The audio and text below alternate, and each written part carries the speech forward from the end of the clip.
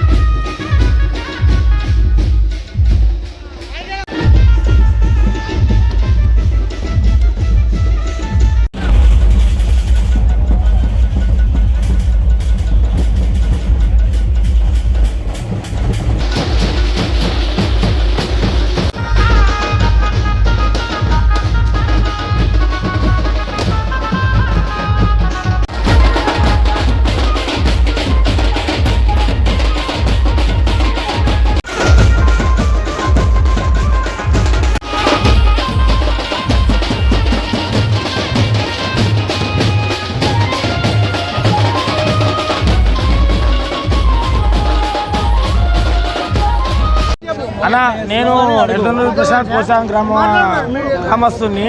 నేను గత 4 సంవత్సరాల నుంచి వరుసగా ఇప్పుడు ఇది 5వసారి ఘనంగా అలా బండి నిర్వహిస్తున్నాను. నా స్నేహితుల సహకారంతో, అలాగే మా గ్రామ ఎంపీటీసీ కోడూరు భిక్షపతి సహకారం, అలాగే ఉప సర్పంచ్ భవానీ రాజు సహకారంతో చాలా ఘనంగా నిర్వహిస్తున్నాను. చాలా అలాగే గ్రామ ప్రజలకు పాడి పంటలు అలాగే వర్షాలు పడి చాలా సుఖ సంతోషాలు ఉండాలని కోరుకుంటున్నాను. అలాగే మైపాల్ రెడ్డి గారి కుటుంబం చాలా ఉండాలని నేను కోరుకుంటున్నాను. ఈ సంవత్సరం నేను పల్లామని నిర్వహించిన కార్యక్రమంలో ముఖ్య అతిథిగా మన గూడెం మధుసూదన్ రెడ్డి అన్న గారు, విక్రమ్ రెడ్డి అన్న గారు, అలాగే పెద్దలు కూడా మైపాల్ రెడ్డి అన్న గారు, ఎమ్మెల్యే గారు పాల్గొనడం చాలా చక్కగా జరుగుతుంది.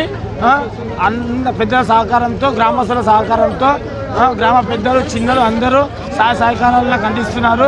చాలా గర్వంగా ఉంది. ఇలా అందరూ ఈ పలానా బండికి సహకరిస్తున్న ప్రతికి చాలా గర్వంగా అందరికీ ధన్యవాదాలు తెలిపిస్తూ ముగిస్తున్నాను. Thank you.